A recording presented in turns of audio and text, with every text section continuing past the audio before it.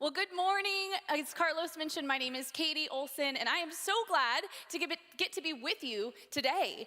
I get to support our kids' teams on other campuses, and so I'm usually over there. And today I get to be with adults, which is really exciting. But in addition to being working here, I'm also a wife and a mom to two little ones. These are my daughters, Ainsley and Nora. And they are just as wild as they look in that picture. And yes, they do keep me very busy and very tired. So when they asked me to speak as part of this series, and I began to pray, God, what do you want me to share with our people? What would you have me say? He brought to mind a verse about running. And as someone who doesn't particularly like running, I was like, something else, right? Surely there's something else you want me to share. And he's like, no, this is the one. You see, I don't actually like running. I used to be a runner. I ran a half marathon once and then have run very little since then because I learned I don't like it. It's not my thing. I don't like the ache in my legs and the burning in my lungs and swallowing a bunch of gnats while running Town Lake. I like a good sweat. I like the sunshine, but running is just not my thing. But in God's sense of humor, this is what we get to talk about today. It's a verse from Hebrews. I'm going to read it to you. It's a little bit long here. It says, therefore, since we are surrounded by such a great cloud of witnesses, let us throw off everything that hinders and the sin that so easily entangles. And let us run with perseverance the race marked out for us, fixing our eyes on Jesus, the pioneer and perfecter of our faith, who for the joy set before him endured the cross, scorning its shame, and sat down at the right hand of the throne of God. Consider him who endured such opposition from sinful men so that you will not grow weary and lose heart. And that's from Hebrews 12. It's a mouthful, right? There's a lot there, and so we're going to spend our time together today unpacking that verse, kind of four key components of that verse that I think can help us run our own races in life well. And in the spirit of honesty, I need to share with you that I don't have this whole thing figured out. I'm kind of this awkward age where young people, teenagers think I'm really old and lame because I'm a mom now. And people who are older are like, oh, you're such a baby. So I'm kind of there in the middle somewhere. And I'm also personality-wise someone who will be walking hand in hand with Jesus on this all the days of my life. I will always struggle to think, what do you want me to say here, God? What do you think of me? Versus letting the opinions of others speak to who he says I am. It'll be a forever journey for me. And so to really let you in on who I am, I thought there was no better way for us to get acquainted with one another than to share a bit of an embarrassing story about me. And this is one of those stories, that gets told like at family dinners or in a party in front of a large audience, or as my sisters like to do, share it at my wedding reception. It's one of those family legacy stories that they love to share. And this story starts when I was 7 years old. And I grew up most of my life here in Austin, Texas, and as we're experiencing, the summers are long and hot.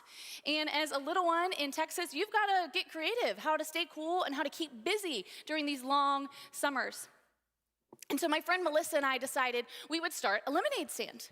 And we mix up that sweet lemon powder, you know the stuff, it's this stuff. Oh yeah. From the 90s, this is familiar. Also, actually not from the 90s, because this is what we serve here at Gateway, I learned. So you still get to experience the 90s every week, which is great. So we mix up a picture of that. We bring it out to the curb. We set up a little card table under the oak tree in my parents' front yard, and we're ready for business. And business is slow at first. Few customers here or there, but we persevere through it. We keep going. And as the day heats up, people get thirsty, and business starts picking up for us. We go through one pitcher of lemonade, another pitcher of lemonade, another pitcher of lemonade, and it's all gone. We've run out of all our lemonade, sold out. But as young, strong, entrepreneurial women, this will not end our business. We set out to make some money today. So we go into my parents' house, we open the fridge, and we rate it. We grab every can in sight, and we throw it in the cooler, and we drag it back out to the curb. And, Diet Coke isn't as good as like a cold lemonade on a hot day. But what's even better than either of those things on a cold day? Cold beer. And we sold it. A lot of it. Right up until someone called my parents and said, your 7-year-old has an open bar in your front yard. Probably good foreshadowing for my bartender days a little later. That's actually in college where I came to know Jesus. My story starts in the bar. It's a great story. But it's also become a key reminder of who I am, of who God says I am, of a little girl who from the beginning was always designed to lead, to find solutions, to figure out how to push through problems and push the team forward. That was always who I was, long before I ever knew who God was, long before I ever willingly stepped foot in a church, long before I was ready to acknowledge and refine and learn about this gift God had given me. It was who he created me to be from the beginning. But I had to do the work and learn to run my own race. And so in order to do that, I had to first learn to take off what hinders me. Our verse today tells us, let us throw off everything that hinders and the sin that so easily entangles. And if you're new to the Bible, like I once was, don't let this little word sin trip you up. It really just means doing something we know we shouldn't do, or not doing something we know we should do. That's all. And we've all been in a situation where we don't want to make the right choice, right? We've been there. I live with a 2-year-old. I'm there every single day. Every single day, I'm like, come on, we got to put clothes on today. We got to eat dinner. We got to go to sleep. These things that are clearly in her best interest, but she wants nothing to do with them. Hopefully you don't have those same struggles anymore. Hopefully you get dressed in the morning without a lot of resistance and eat dinner and go to sleep. But you and I have faced our own versions of that as adults. We all have things that we know God's saying, go this way, this is the right path. And we're like, I think I'm gonna take a sharp right here, right? We've all been there. Our sins look different as adults, but it's the same underlying struggle.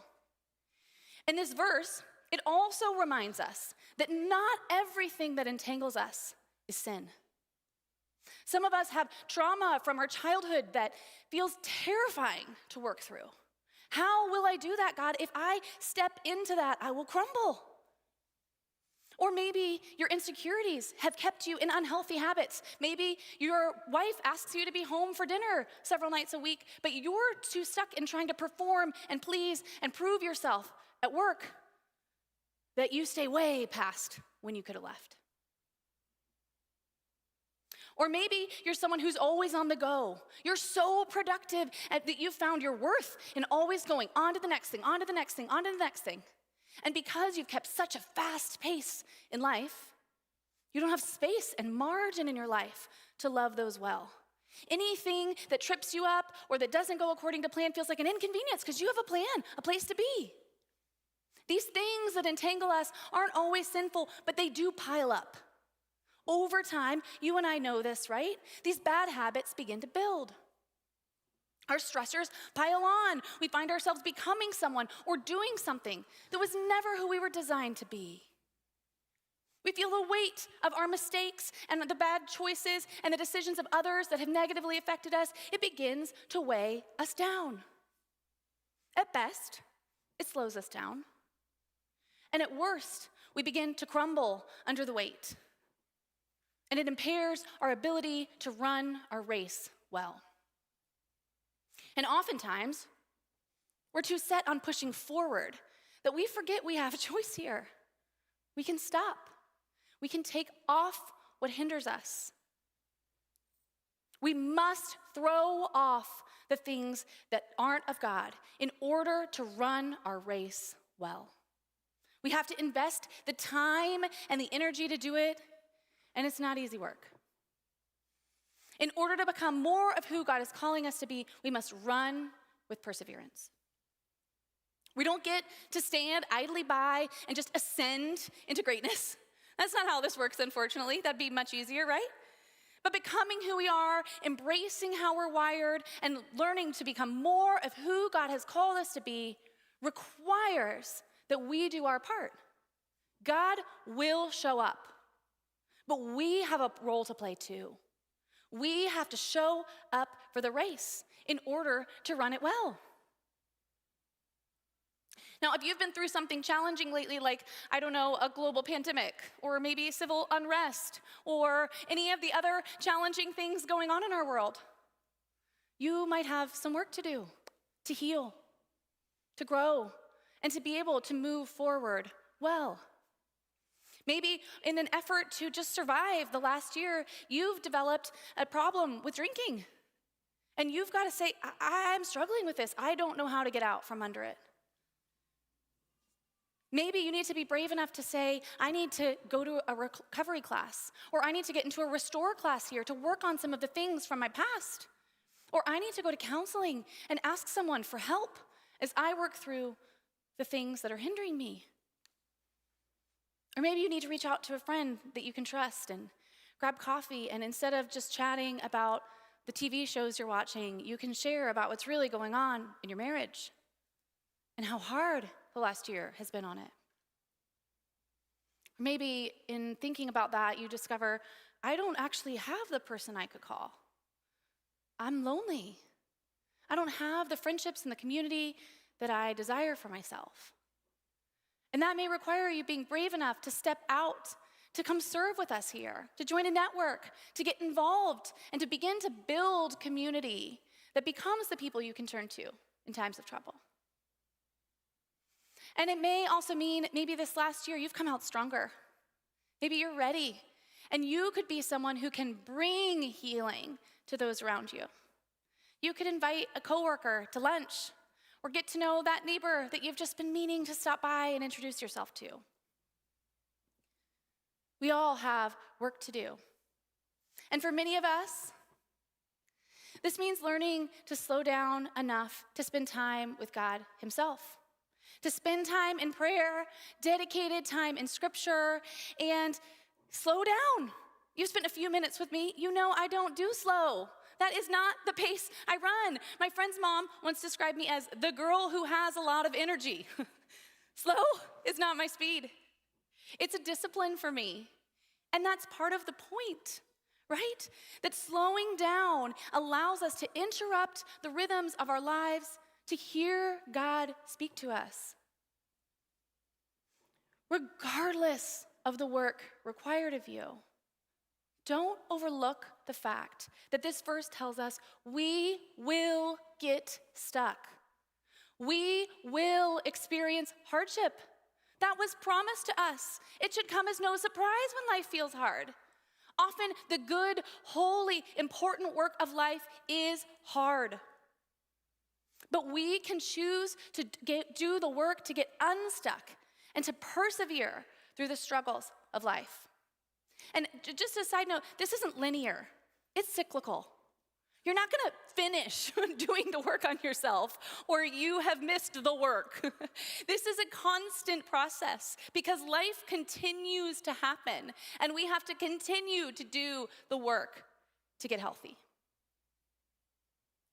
So once we learn to take off what hinders us and to do the work to persevere, we have to remember to stay in our lane and to run our race.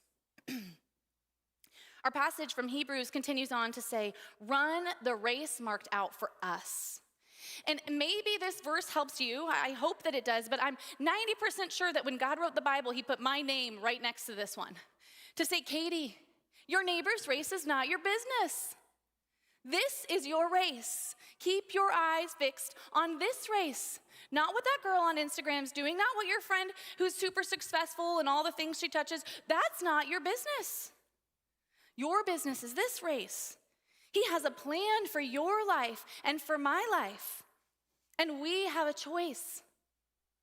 We can choose to run it or to sit on the sidelines of our lives. We can pout and cry and whine that we didn't get a different race. That's not going to change the path you're on. We're still here in the midst of our circumstances, and we can choose to find gratitude or to let jealousy for our neighbor's race ruin our own. Common expression tells us comparison is the thief of joy. And I've experienced this in deep ways in my own life. Like many moms, motherhood has been one of the deepest blessings of my life. I never knew how much I could love these tiny little people, more than I ever imagined. And it's also been one of the hardest things, the hardest thing I've ever done, and they're only 2 and 5, so Lord help us in the next 15 years, right? It's challenging, and that's not shocking to any of us. We know that.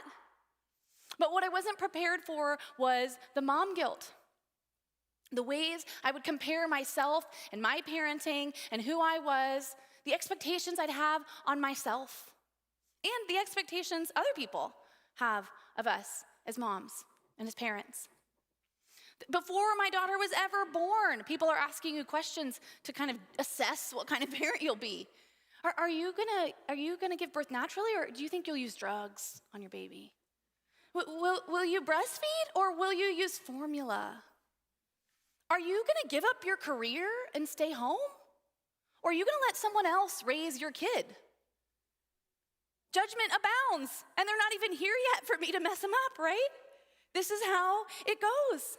And despite my best intentions, I began to believe there were right and wrong answers to these questions. I began to wonder if I was doing it wrong, especially in regards to my career. I slowly watched many women I knew and loved and admired choose to stay home with their kids. That fit them. But it wasn't what I felt God calling me to, and I wondered, what does this say about me? Does it mean I don't love my kids enough? Does it mean I don't value my family enough like someone else? Does it mean I'm not as good of a mother as they are? And so when an opportunity presented itself for me to stay home more, I jumped on it. I was thrilled to get to be with my babies more, and it wasn't something we could really afford to do for very long. Our budget was not really planned for, but we did it. And I recognize the privilege of this, that this is not something most women can have the option of doing. But we decided to do it for a bit. And to be honest, I met so many lovely women while I stayed home. Women who were truly called to focus on their families. That was their ministry. That was their calling. Women who just thrived being with their babies. And one particular mom, I'll call her Brittany, she seemed to love being home with her kids. And although the work she was doing raising tiny humans was obviously strenuous, obviously exhausting and challenging every day, she seemed at ease doing it. She seemed comfortable in this world she'd created. She didn't seem overwhelmed like I was.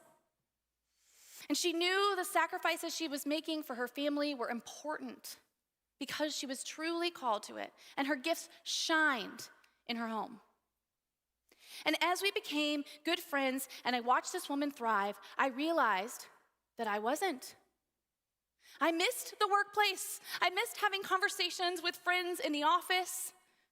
I missed intellectually stimulating conversations about something other than what Daniel Tiger said, or diapers, or all the things that come with tiny toddlers. And I missed short-term goals. Because you guys, ministry is not a cakewalk, but parenting is a long lifetime goal. And you don't even really know if you're winning till it's over, right? It's all just kind of luck. I missed all of that. And I began to wonder and pray to God, God, please, could you make me more patient? Could you make me enjoy this more?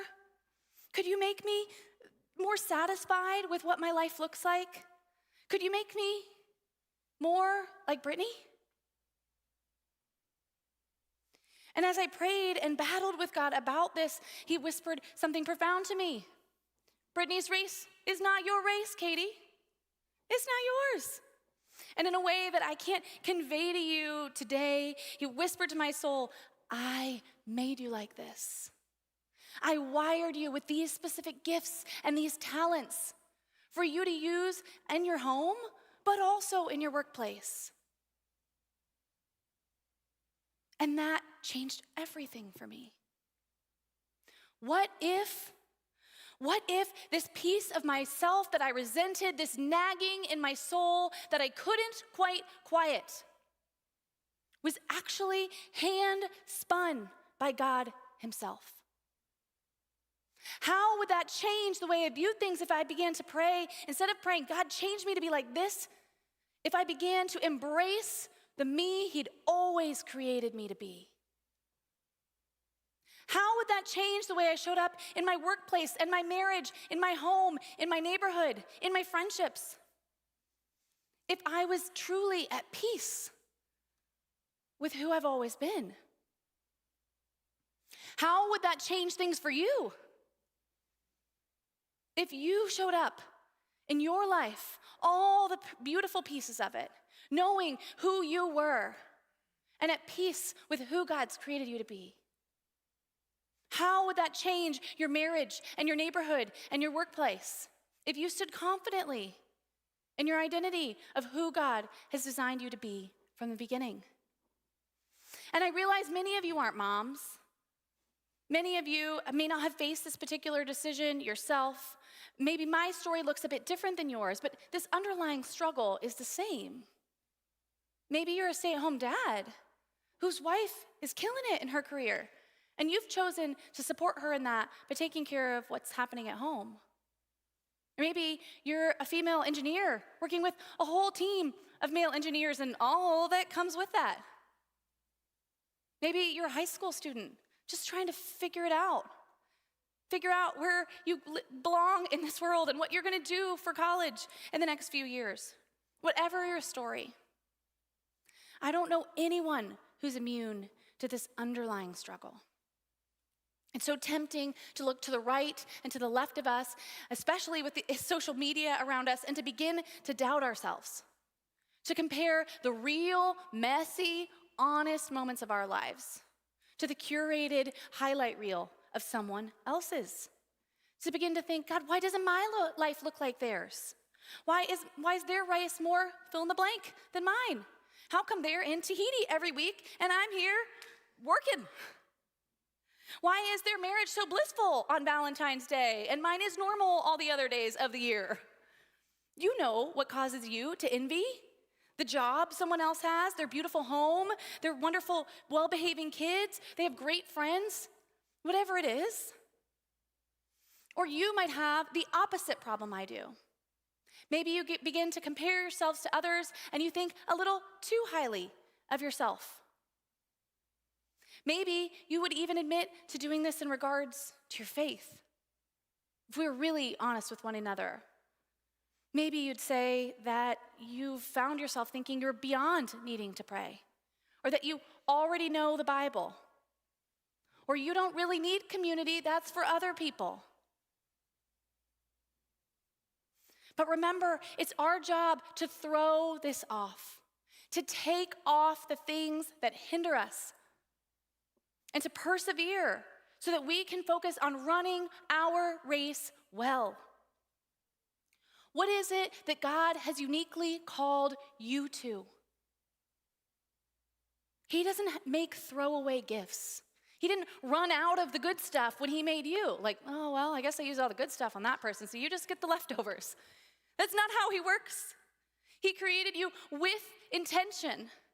The gifts and the talents and the desires in your heart, the things that keep you up at night and cause you to want to take action, those things were placed there for a reason, on purpose and for a purpose. So what is it about you that you bring to these circles? And how could you use these gifts to leave the world a better place? And this doesn't have to mean huge life changes. I'm not suggesting we all go quit our jobs tomorrow. It often means small ways of using our gifts intentionally to bring hope and healing and love to the people around us and to become more of the person that God has designed us to be. 1 Corinthians tells us, "So I do not run aimlessly. I do not box as one beating the air." And we don't have to be pushed by the wind. We can thoughtfully and intentionally choose the ways that we use our gifts, the ways that we invest in our community. We can choose what consumes our time and our resources and our talents. It doesn't have to be complicated or overwhelming. For instance, our student pastor here, Isaiah, he is a bit of a coffee snob. I don't know if he would use those words, maybe projecting a little. He loves coffee. It's super life-giving for him. And so he's found a way to use this talent, this thing he loves and this passion of his to serve people. He sets up a pop-up coffee shop in his garage on Friday mornings for his neighbors, to get to know them, to hear their story, to serve and bless them, and to use this gift of his. And Brett and Kristen Scalco, they're part of our Pflugerville campus, and they have 3 young kids. And I don't know how much time you've spent with young kids, but more than 2 is like a boy band. They just kind of start to take over everything after that point. And so in a season where they had a newborn and 2 older kids, they decided, we've got to get creative on how we build community. We can't really leave the house for very long, so what are we gonna do? And they decided to start what they call Bikes and Pizza in their neighborhood. And they texted a few neighbors and knocked on some doors and invited people to come over and join them in their cul-de-sac on Friday nights for frozen pizza. Nothing fancy. But they've gotten to know dozens of their neighbors, serving them in this simple way. They've built community. They have all kinds of different events that they do together because they're truly friends with those they live near because of a simple way they chose to use their gifts and their talents. We've got to learn to embrace who we are and the season we're in our lives as we use these talents. To stop fighting it and envying everyone else's life, both in person and online. And I'm gonna be honest here, I think this starts with you and I. It starts with us being comfortable enough in who we are to embrace our reality. You can share your highlight reel on social media. I do that. But I also hope you find deep relationships. I hope you sit across the table with someone when life is hard and you share the real, tough things going on in your life. And I hope you share some of the in the middle kind of things too. The random little moments of your reality that make your life what it is. I started doing this a few years ago, started sharing regular moments of my everyday life. This is, I'm gonna share some with you this morning. Here's my husband. This is our daughter. That's vomit on the floor, if you're wondering. That's just a big pile of vomit. And this is Father's Day. Happy Father's Day, honey. It's also, Father's Day is Sunday, and oh, this one's another one. Father's Day is Sunday, so I'm leaving him with this on Father's Day. I'm like, I gotta go to work, see you. So he cleans that up on Father's Day as a gift. And the next one, this is my kids. This is a month into COVID, so you can imagine how the last 17 have gone after that. This is them, and this prompted my mother-in-law to send an SOS text. She's really wonderful, and texted my husband, is Katie okay? Clearly, we're making it. That's all we can do. And I can't tell you how freeing it's been to share the reality of our lives with people. How I often hear, I love how honest you are about your life.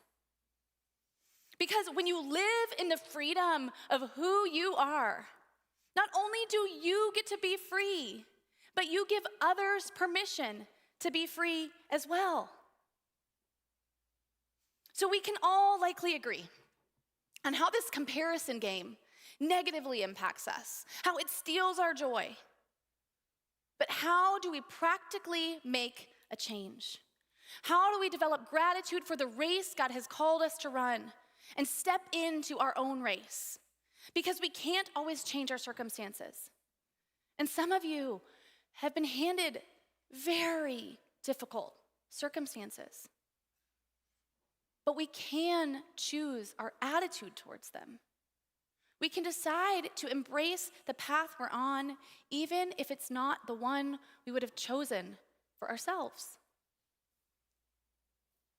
So in order to talk more about that, I want to take you back just like a few hundred years, okay? We're going to go back to remember you used to play that Oregon Trail game? That kind of era, 1800s, maybe that's the right timeline. I'm not honestly sure when Oregon Trail happened. Sorry, guys. My history teacher failed me, I guess. So we're going to go back to that time. You're going to catch a little diphtheria. You're going to ride in a horse and buggy. It's going to be great.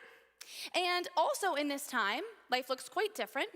And a man named Joseph Lister is working on how to protect us from germs. They're learning early on about microorganisms. They're doing the best they can to understand and adapt what's happening around us. And so after experiencing several horrific plagues and widespread diseases, Joseph Lister is a professor of surgery, and he starts using carbolic acid to protect the wound from the germ-containing atmosphere. And this small discovery revolutionizes medicine. Suddenly, patients survive surgery without great infection.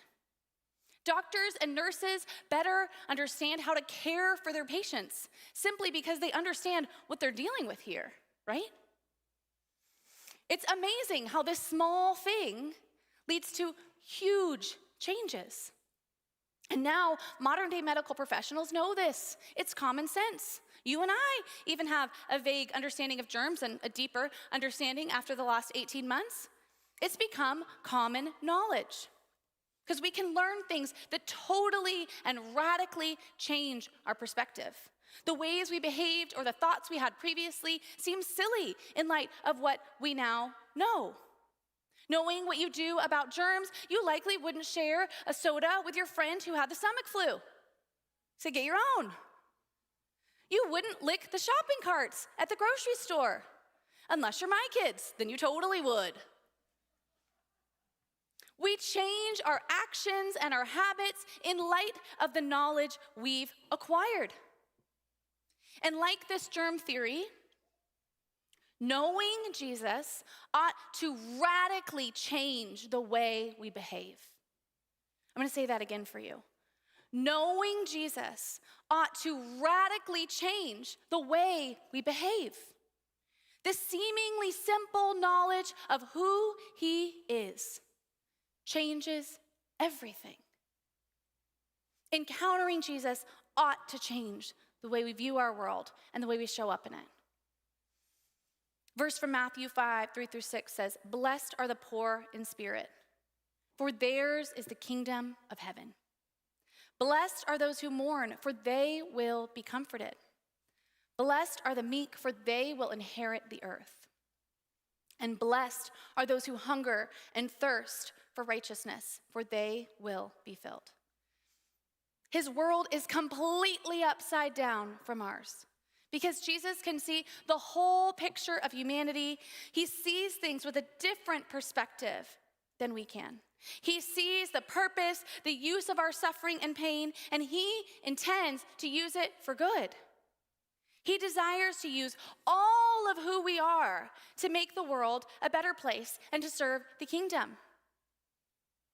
And when we truly encounter him, we ought to begin to see the world and our own lives quite a bit differently.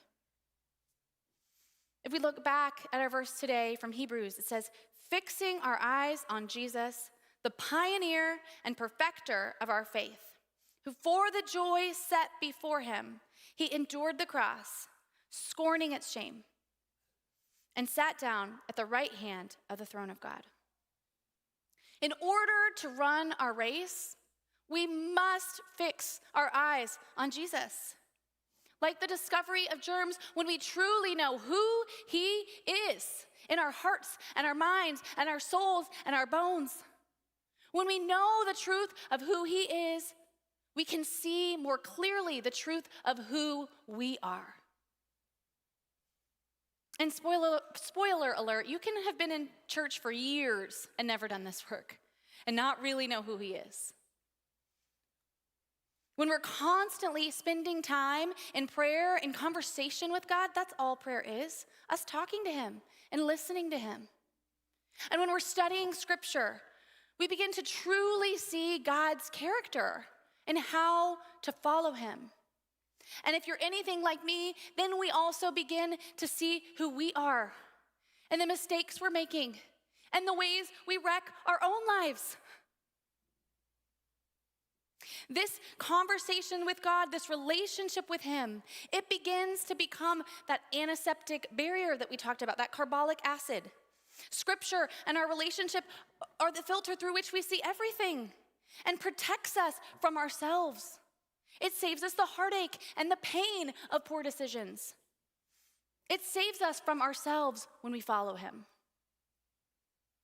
And the verse we're looking at today calls Jesus the pioneer and perfecter of our faith. But another version of this verse calls him the author, because he always intended to walk alongside us through this life. He never intended for you and I to do it alone. He always intended to write our story with us. So we have to fix our eyes on Jesus. And if we look back at our verse, we see that he did this for the joy set before him. He knew that following God's will, that running the race God intended him to run, would result in great joy eventually, not immediately. And you guys, I'd argue that most of our races are not as difficult as his, right? Who hung on a cross and died for our sins and still had joy for what was to come. And he did this. He fixed his eyes on what matters so that he would not grow weary and lose heart. And that's the perspective that gave Jesus the willpower to do what he was designed to do, to run his race. And it's the same courage, the same power that is available to you and I today if we can walk alongside God even when it feels impossible. But doing all this, keeping this perspective and running our race requires us to know Jesus personally and intimately. To know that from the beginning, it was always God's plan to redeem us. He loves us as his children so deeply that he would do anything to reach us, even surrender his only son. And we can't really know who we are and who he's calling us to become without knowing that we belong to him. Scripture tells us we love because he first loved us. And loving ourselves, the fullness of who we were designed to become, is impossible without understanding how deeply loved we are.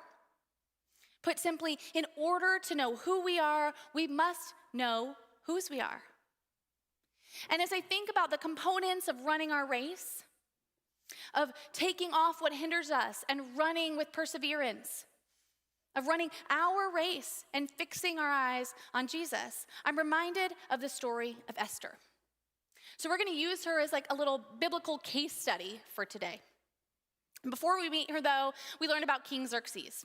And King Xerxes has recently fired his previous queen. He didn't really like something she did. You can read the story for yourself.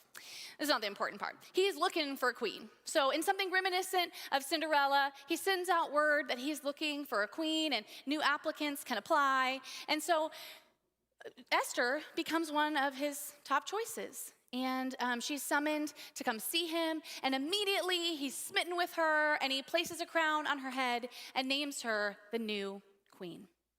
And in a series of events, a decree is issued that all Jewish people must die within 11 months. And Esther has actually kept her identity a secret. So not only do some of the people around her not know that she's Jewish, the king doesn't know that she's Jewish, and thus should die as part of this decree. And so Esther and her cousin Mordecai come up with this plan. How can we save our people? How can we save ourselves? What can we do here? And Mordecai suggests that Esther would go into the king's presence and beg him to reverse this decree. The catch is that in this time of Persian law, this was seen as an act punishable by death, that you couldn't enter the king's presence without him summoning you. So there's a pretty big gamble here, right? Esther has to decide what she's going to do. And Mordecai, ever the man of faith, gives the famous line. He says, "And who knows but that you have come to royal position for such a time as this?" So Esther has this choice. Does she take off what hinders her and run her race? Or does she succumb to fear? And if you don't know the end of the story, Esther does it. She bravely follows through with the plan. She approaches the king. He hears her and reverses the decree. The bad guy dies in the end, and goodness prevails. It's a great story. And I'd encourage you to make the space to read it on your own, but today I want to focus on the part where Esther had to know who she was in order to step into her full identity. Obviously, in this case, she had to literally know who she was. She had to know that she was Jewish. That was part of what motivated her to take this action. She also had to know that she was the queen. That probably played a role in the king reversing the decree. But more than that, she had to remain confident that nothing could keep her from the race God intended her to run, not even death. Esther chooses to throw off all that hinders and that could so easily entangle her. The potential of the king saying no, the great consequences, even losing her life. And instead, she takes a big risk. She does the work, and she perseveres. She isn't distracted by what others are doing or asking God for a different race. She doesn't say, God, how come you couldn't have picked someone else? Susie down the street would have made a great queen. I would have been content living my regular life. This is the race God has her in, and so she does it. She keeps her eyes fixed on the purpose that God has given her, and she ascends into greatness. She saves an entire people group. And now, you and I, we may not achieve this kind of greatness in our lifetime. It's unlikely we'll save an entire ethnicity, but God has created you and I to do great things, to run your race, not Esther's, and to share his love with those around us. So what are you learning in running your own race? Where are you in this process? Do you need to take off what hinders you? Maybe after the year you've had, you need to reevaluate your calendar and your resources and your commitments and your priorities so that you have the space to show up for the things that are important to you. And if you're a people pleaser, know that this means saying no to good things so that you can say yes to greater things. Maybe you need to make the time to be still with God, to heal, to serve others. And in order to do this, you might need to throw off the unimportant. Or perhaps you're in a phase that requires perseverance. Maybe you're caring for an elderly parent, and it's heartbreaking to watch them fade away. Maybe you're working through your own insecurities and how to show up well in life and to be at peace with who you are. And in order to do this, you've got to keep pushing through the work so that you can persevere. Maybe you're in a season of seeking him to find out who he wants you to be, to run the race you're supposed to run so that you can run with intentionality rather than being pushed by the wind and the next trend and the next dream you're chasing. And all of us, in all phases, have to work to keep our eyes fixed on Jesus. We have to keep that perspective so that we will not grow weary and lose heart. Perhaps, like Esther, you're someone who is meant to bring greatness into the world. You see the potential, the gaps in what we currently have, the ways we could innovate and create and make things better. Maybe like a Steve Jobs, you innovate with actual things and equipment and technology and create something amazing. Or imagine the world without musicals and books and art, without Hamilton. Imagine the world without the physical greatness of MJ and Kobe and Mahomes and Simone Biles. Your name will probably not, I don't know who's watching, but your name will probably not be as well known as theirs. But it's likely that God has put you here to bring greatness into the world in one form or in another. Or maybe your role is more like Mary, the mother of Jesus, and you're supposed to push others to greatness, to help them see the potential in themselves that they wouldn't see without you. Maybe you're a mom or a foster parent or a dad or a teacher or a coach or a mentor or a manager. And you see the greatness in others and help them develop this so that they can become great. And while these gifts might not make the news or the history books, they leave behind a tremendous legacy. Do not mistake the anonymity of these gifts for a lack of importance. We need you, the encouragers of this world, to make it better. There's a quote from a pastor I love that says, "You have no idea what you're depriving the world of if you choose to withhold your gifts." The world and the church need you. We can't afford for you to sit on the sidelines of this life. We need you to shed what hinders you, to persevere through the challenges, and to keep your eyes fixed on Jesus so that you can run your race. Let me pray for you. God, I thank you for each of the people in this room and those watching online. I thank you for the unique things you're doing in our lives, the ways you're calling us to become more of who you designed us to be, and that you don't expect us to do this on our own, that you are the author, and you always design to partner with us through this life. God, would we seek you? Would we be still enough to hear you speak to us and to become more of who you designed us to be? Would we run our race with you? It's in your name I pray. Amen.